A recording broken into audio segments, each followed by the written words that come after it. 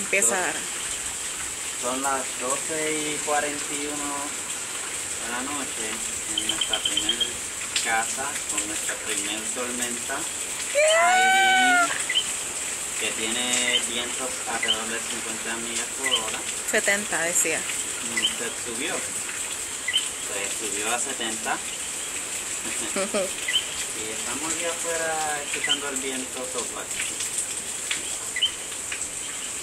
Miren cómo van mis matitas de tomate dobladas. Hay una rafaguita. ¡Qué raya, mi amor! Fue poquito.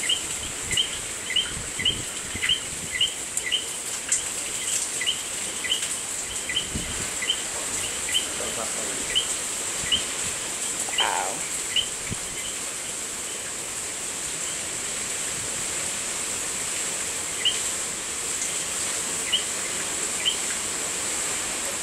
Oli, canoli.